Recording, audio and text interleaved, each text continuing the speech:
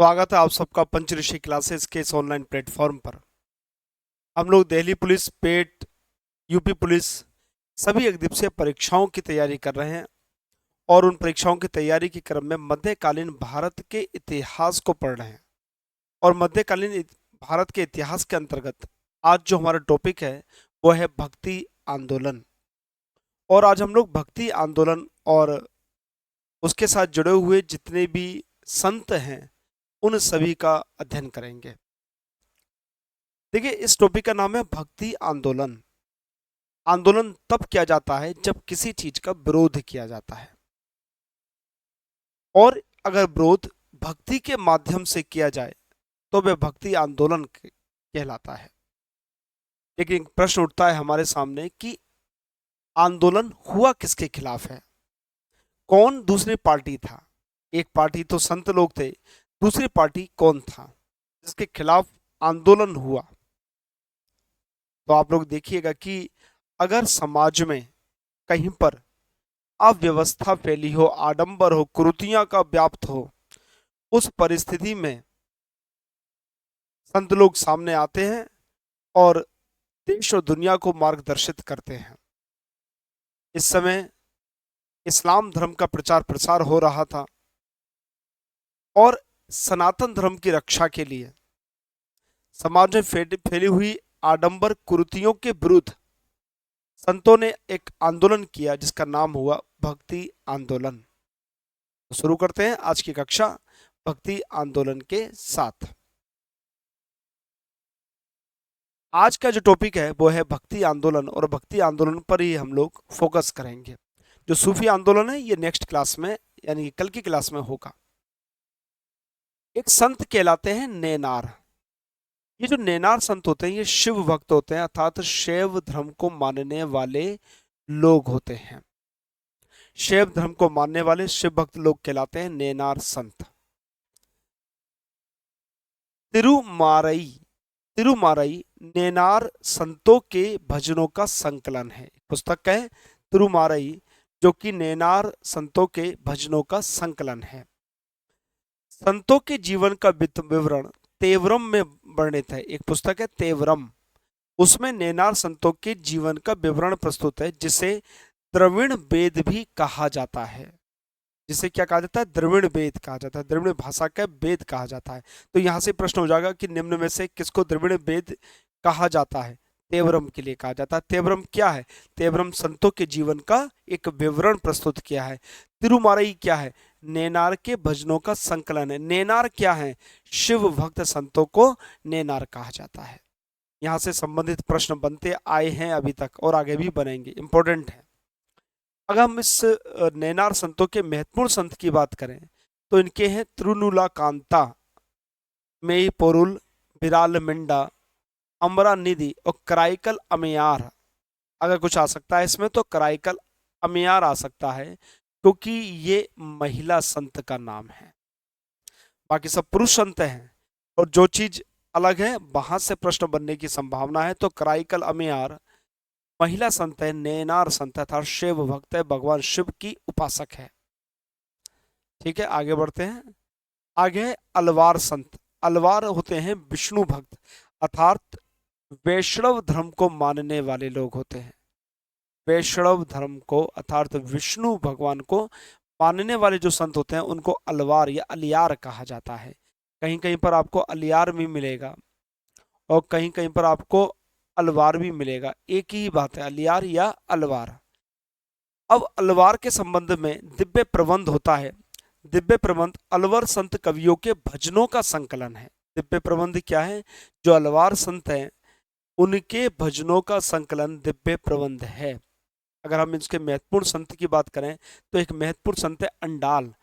ये प्रश्न कई बार आ चुका है। अंडाल अंडाल एक महिला संत है जिसे दक्षिण की मीरा कहा जाता है। जिसे दक्षिण की मीरा कहा जाता है। प्रश्न यहां से ही बनेगा, दक्षिण की मीरा किसे कहा जाता है? अंडाल के लिए कहा जाता है। अंडाल कौन है? एक अलवार संत है। अलवार संत कौन होते हैं? विष्णु भक्त जो संत होते हैं वे अलवार संत कहलाते हैं। याद इसी क्लास में होगा आपके लिए। अलवार संत कौन से होते हैं? जो विष्णु भक्त होते हैं। रिपीट कीजिए मेरे साथ साथ।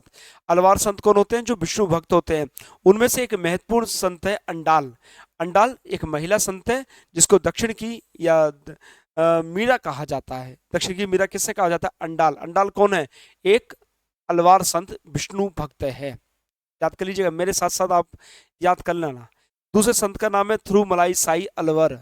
थिरुपन अलवर, देखिए अलवर अलवार से जुड़ा हुआ है। नंबलवार कुलशेखर, ये संतों के नाम हैं जो कि अलवार संत हैं। अब आता है निर्गुण संतों के बारे में बात करते हैं। दो तरह की पूजा पद्धति होती है, एक होती है निर्गुण व्यवस्था, एक होती है सगुण व्यवस्था। इन दोनों में अंतर बता देता हूं मैं आपको।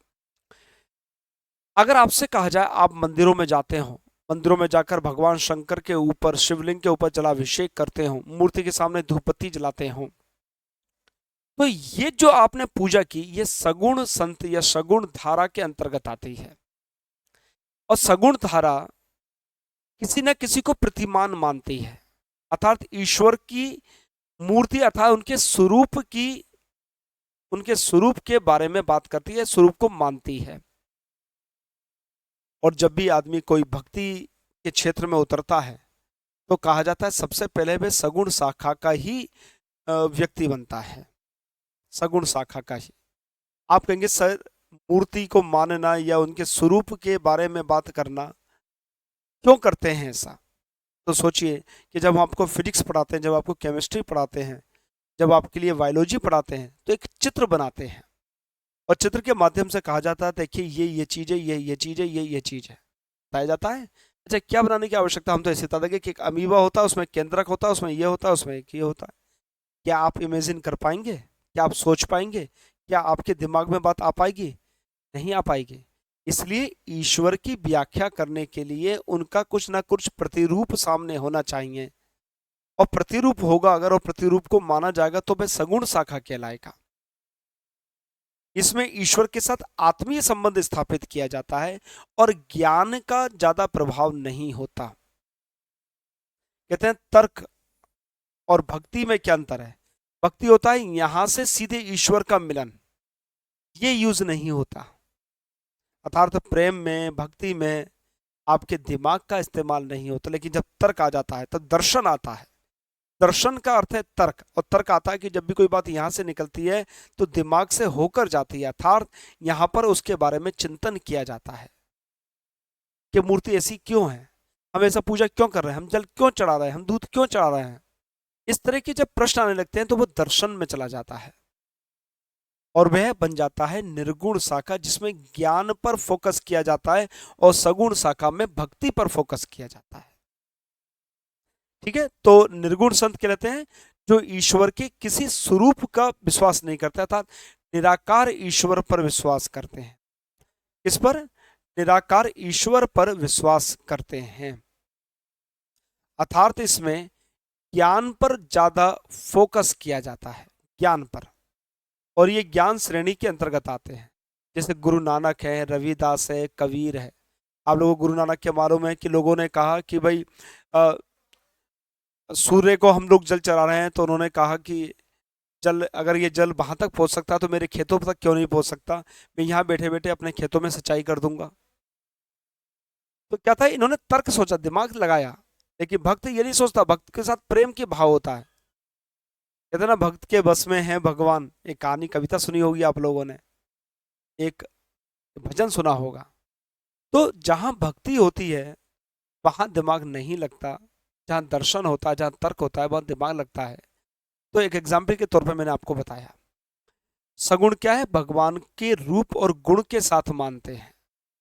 भक्ति प्रेम पर आधारित है, प्रेम ईश्वर। तुलसीदास, सूरदास, मीराबाई इसी शाखा की मेंबर रही हैं या संत रही हैं। अब हम लोग संतों के बारे में बात करते हैं। पहली बात करते हैं हम लोग शंकराचार्य की। शंकराचार्य जो कि दक्षिण भारत में जन्मे और उन्होंने 5 कोनों पर, उत्तर, दक्षिण, पूर्व, पश्चिम, उन्होंने मठों की स्थापना की। तो इनका जन्म केरल में हुआ था। मृत्यु केदारनाथ उत्तराखंड में हुई थी। गुरु, इनके गुरु का नाम था गोविंद भगवत। गोविंद भगवत इनके गुरु का नाम था। आपको ध्यान है कि बाल्यकाल से ही इनमें अ, सन्यासी धर्म ग्रहण करने की इच्छा थी। तो एक दिन एक मगरमच्छ ने इनका पैर पकड़ लिया। इनकी माँ जाने नहीं देती थी, एकमात्र पुत्र थे, कैसे जाने देती। तो मगरमच्छ ने इनका पैर पकड़ लिया। तो उन्होंने कहा, माँ, ये मगरमच्छ मुझे 2 मिनट में छोड़ देगा अगर तुम मुझे संन्यास धर्म ग्रहण करने की अनुमति प्रदान करो तो। माँ चक्कर में पड़ गई कि ना तो मगरमच्छ खा लेगा, कम से कम जिंदा ही रहे तो अच्छा है। उन्होंने कि ठीक है, तू सन्यासी बन सकता है, लेकिन मेरी एक शर्त है कि मेरा जब मृत्यु होगी तो मेरा अंतिम संस्कार तू ही करेगा अपने हाथों से।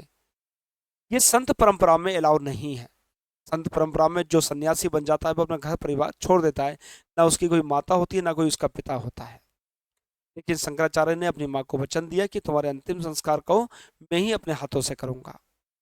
तो वह शंकराचार्य कहलाते हैं। अद्वैतवाद के सिद्धांत को अपनाया। देखिए, द्वैतवाद और अद्वैतवाद दो सिद्धांत चलते हैं। द्वैतवाद होता है आत्मा परमात्मा अलग अलग हैं, और अद्वैतवाद कहता है कि आत्मा परमात्मा एक ही हैं, उनके दो अलग स्वतंत्र कोई स्वरूप नहीं है। अर्थात आत्मा परमात्मा एक ही सिक्के के दो पहलू हैं। तो इस सिद्धांत को कहा जाता है अद्वैतवाद। तो अद्वैतवाद के सिद्धांत को बताया सीतमुख, एक राइटर के नाम है, द्वारा ब्रह्म शंकर विजया आदि शंकर की सबसे पुरानी जीवनी है। सीतमुख एक व्यक्ति के नाम है जिन्होंने बृहत शंकर विजया नामक एक पुस्तक लिखी, जो कि आदि शंकराचार्य की जीवनी है, सबसे पुरानी जीवनी है। इन्होंने 4 मठों की स्थापना की थी बेटा। श्रृंगेरी कर्नाटक में, पुरी उड़ीसा में, पुरी जगन्नाथ, द्वारिकानाथ गुजरात में, और बद्रीनाथ उत्तराखंड में। ये 4 इन्होंने मठों की स्थापना की थी। बढ़ते हैं अगले प्रश्न की, अगली तरफ।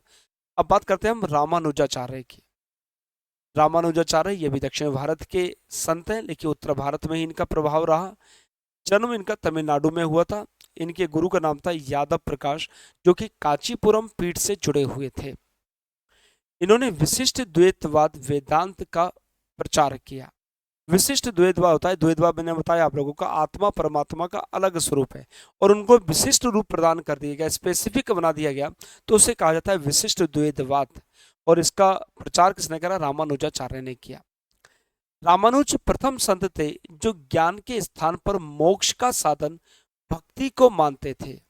जो ज्ञान के स्थान पर मोक्ष का साधन भक्ति को मानते थे। मैंने अभी आपको यही बताया। आप लोगों ने बहुत सारे संत देखे होंगे, मदमस्त होते हैं, गाना गाते रहते हैं, ईश्वर का नाम लेते रहते हैं। वो कहलाती है भक्ति। और जो तर्क के आधार पर हो उसको कहा जाता है दर्शन। तो मोक्ष की प्राप्ति 2 तरीके से की जाती है, ये तो भक्ति में डूबकर या फिर तर्क के आधार पर। तो इन्होंने कहा था कि भाई मोक्ष ज्ञान के स्थान पर भक्ति से प्राप्त होगा, अर्थात इन्होंने भक्ति को ज्यादा प्रमुखता प्रदान की। ये हिंदू धर्म के भीतर ही श्री वैष्णववाद परंपरा के प्रतिपादक थे। वैष्णववाद भगवान विष्णु को मानना। रामानुजाचार्य की मृत्यु के बाद वैष्णव संप्रदाय बड़कले एवं बेकले में विभाजित हो गया, 2 हिस्सों में बढ़ गया, बड़कले और बेकले।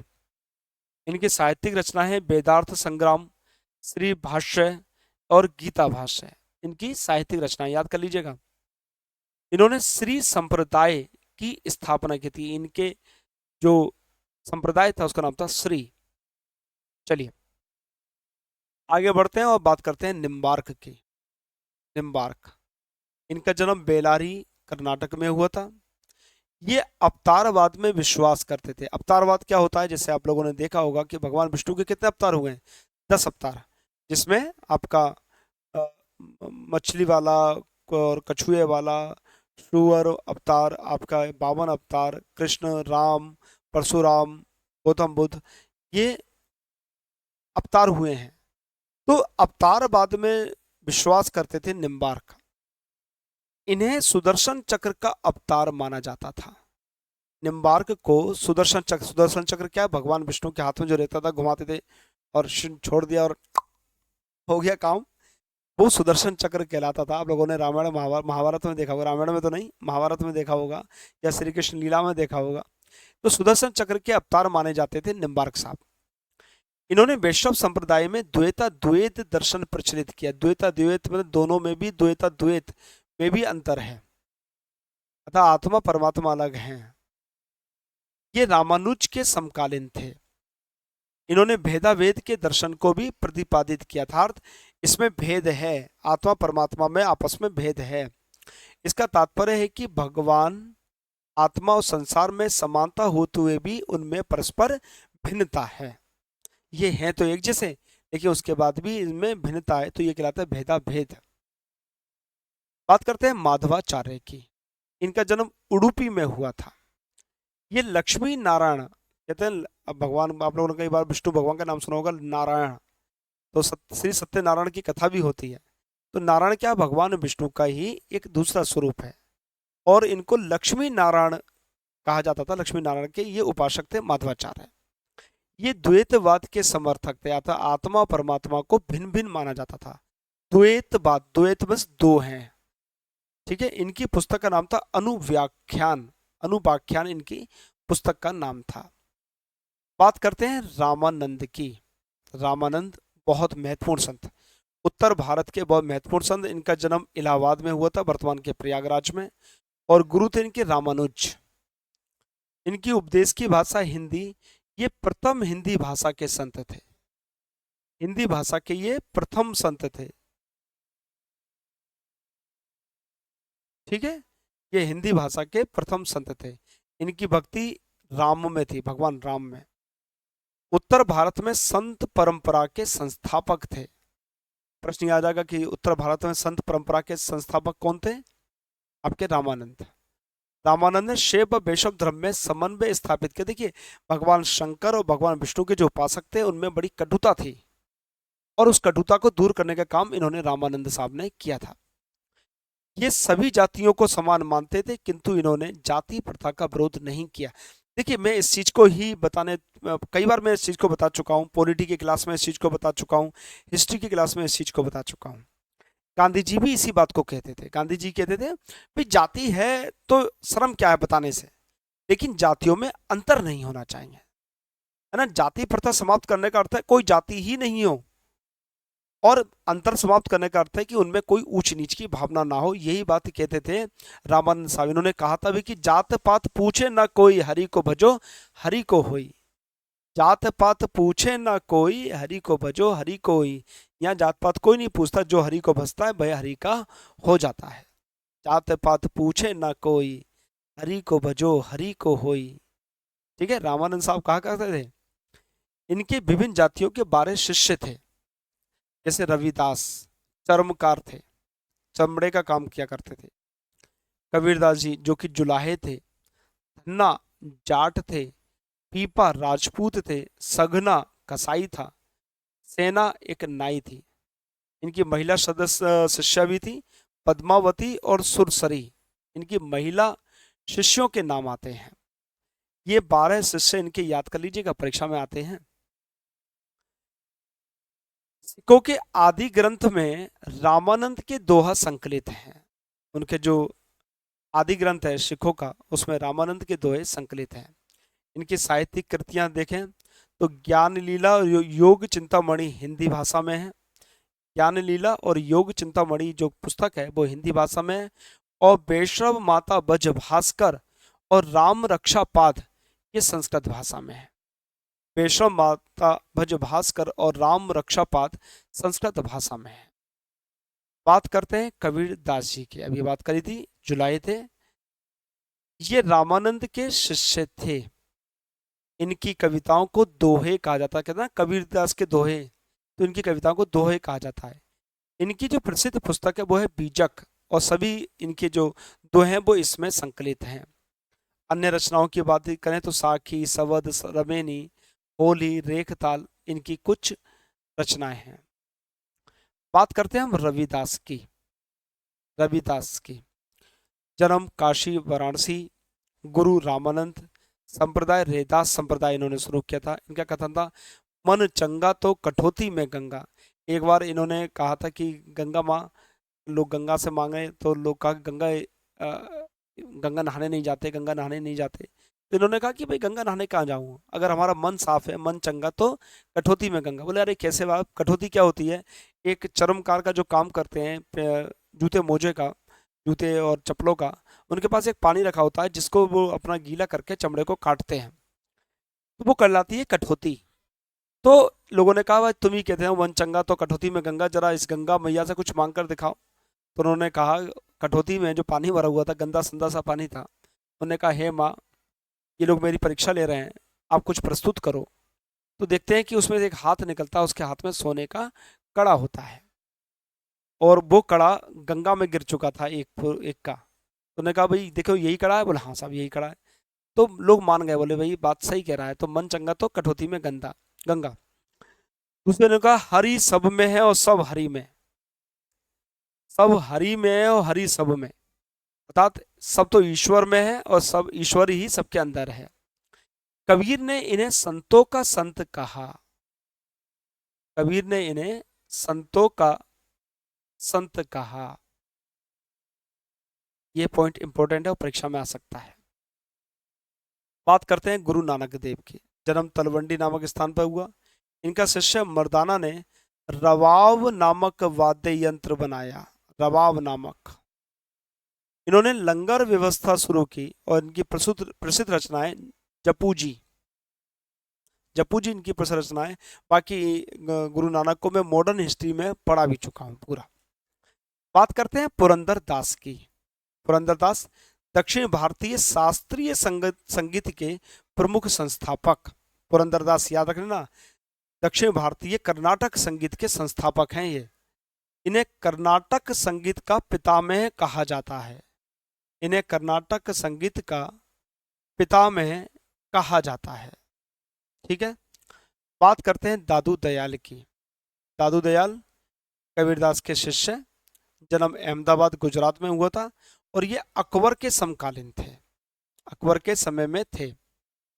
बात करते हैं चैतन्य महाप्रभु। क्या आप लोगों ने देखा होगा एक सज्जन को इस तरह हाथ में वो लेकर नाचते हुए, गले में माला है और मस्ती में डूबे हुए, ये चित्र ही चैतन्य महाप्रभु का है। भक्ति को इन्होंने बढ़ावा दिया और बंगाल में भक्ति को इन्होंने प्रचार प्रसार किया और जनता तक पहुंचाया। बंगाल में आधुनिक वैष्णववाद के जनक, पूजा के रूप में कीर्तन को लोकप्रिय बनाया गया था। आज हमारे घर पर कीर्तन है, कीर्तन में क्या होता है, एक बाजा लेके बैठ जाता है, एक ढोलक लेके बैठ जाता है, और पता नहीं किस रूप में आकर नारायण मिल जाएं, इस तरह की बहुत सारे कीर्तन होते हैं, भजन गाए जाते हैं, वो कीर्तन कहलाता है। तो पूजा के रूप में इन्होंने कीर्तन को लोकप्रिय बनाया। आप लोगों ने इस्कॉन मंदिर देखा होगा भगवान श्री कृष्ण का। तो इस्कॉन के जो विचारक थे कि इस तरह का होना चाहिए जो विश्व स्तर पर एक श्री कृष्ण समिति का निर्माण हो, श्री कृष्ण समिति बने, इस्कॉन कहलाता है। इनके अनुयायी इन्हें कृष्ण का अवतार और गौरांग महाप्रभु कहते हैं। इनके जो अनुयायी हैं वो इनको कृष्ण का अवतार कहते हैं, गौरांग महाप्रभु कहे जाते हैं। बात करते हैं शंकर देव की। शंकर देव असम के हैं और असम में भक्ति पंथ को इन्होंने प्रसार किया। रामायण और महाभारत का असमिया में अनुवाद किया, रामायण और महाभारत का असमिया में अनुवाद किया। इन्होंने एका शरण आंदोलन शुरू किया। एका शरण क्या है? ईश्वर एक है, उसकी शरण में जाओ, एका शरण। इन्होंने कृष्ण को हरि और नारायण जैसे शब्दों से पुकारा। कहते हैं ना हरि आ जाओ, हरि को बुलाते हैं ना, हरि मीन्स भगवान विष्णु, नारायण मीन्स भगवान विष्णु, सत्यनारायण कथा होती है। इनकी सबसे प्रसिद्ध रचना कीर्तन गृह है, जिसे असमिया और ब्रजावली भाषा में लिखा गया। आप कहेंगे यह भाषा कौन सी है साहब ब्रजावली? तो लिखा हुआ है मैथिली और असमिया का मिश्रण। इन्होंने अंकिया नाटक शैली का विकास किया, अंकिया नाटक शैली का। याद कीजिएगा, अंकिया नाटक शैली का विकास किसने किया? शंकर देव ने किया था। बहुत सारे महत्वपूर्ण प्रश्न बनते हैं यहां से। अब बात करते हैं हम वल्लभाचार्य की। वल्लभाचार्य जो कि कृष्ण पंथ के प्रतिपादक थे, शुद्धाद्वैतवाद दर्शन के अनुयायी। ये कई बार दर्शन आ जाता है कि निम्न में से मैचिंग करो, तो दर्शन आप लोग एक ही जगह लिख लेना सबके और उसको मैचिंग करने की कोशिश करना। इनका दर्शन पुष्टि मार्ग के रूप में जाना जाता है। श्रीनाथ जी के रूप में श्री कृष्ण की पूजा की जाती थी। श्रीनाथ के रूप में ये कृष्ण की पूजा कर रहे हैं कौन? वल्लभाचार्य है। ये अष्टछाप के प्रवर्तक माने जाते हैं। अष्टछाप क्या होता है? 8 कवियों का एक समूह अष्टछाप कहलाता है। सूरदास, ये बल्लवाचार्य के शिष्य थे और इन्होंने सूर सागर और सूर सारावली पुस्तक लिखी है। जन्मांध अंधे थे या नहीं, इस बात पर विवाद है। कुछ लोग कहते हैं ये जन्म से अंधे थे और कुछ लोग कहते हैं ऐसा नहीं था। बात करते हैं मीराबाई। लागा चुनरी में दाग मिटाऊं कैसे, मीराबाई का भजन है, बहुत प्रसिद्ध और बहुत सुंदर भजन है। भगवान कृष्ण की भक्त थी। इनके एक बार इनको खत्म करने के लिए जहर दे दिया गया, लेकिन वो जहर भी जो विष था वो अमृत बन गया। इन्होंने भजनों की रचना की। तुलसीदास जी की बात करते हैं। राम को अवतार के रूप में चित्रित किया, भगवान राम को विष्णु के अवतार के रूप में चित्रित किया और इनकी पुस्तक है रामचरितमानस। ये अकबर के समकालीन थे। एक बार ये प्रश्न आ चुका है, ये किसके थे? अकबर के समकालीन थे, अकबर के। बात करते हैं ज्ञानेश्वर की। ज्ञानेश्वर महाराष्ट्र के प्रसिद्ध संत हैं और महाराष्ट्र में भक्ति आंदोलन के संस्थापक। ये विठोबा, विट्ठल के रूप में भगवान विष्णु का पूजा करते थे। विट्ठल रूप में हमारे यहाँ पे भी कहते हैं विट्ठल जी आ गए, तो विट्ठल भगवान विष्णु को भगवान कृष्ण को कहा जाता है, विष्णु को कहा जाता है और भगवान विष्णु को विट्ठल के रूप में इन्होंने पूजा की थी। ये नाथ योगी परंपरा के अनुयायी थे। बात करते हैं हम लोग तुकाराम की। तुकाराम शिवाजी के समकालीन थे। ये विठोबा और विट्ठल के भक्त थे, वही भगवान विष्णु के भक्त थे। स्वरूप बदल जाता है कि किस रूप में वो भक्ति कर रहे हैं, तो विठोबा के रूप में भक्ति करते थे। इन्होंने वारकरी संप्रदाय की स्थापना की। प्रश्न ये याद आएगा, वारकरी संप्रदाय की स्थापना किसने की? तुकाराम ने वारकरी संप्रदाय की स्थापना की। इनकी शिक्षाएं अभंगों में निहित है, अभंग कहलाती है इनकी शिक्षा को। रामदास शिवाजी के गुरु रहे हैं।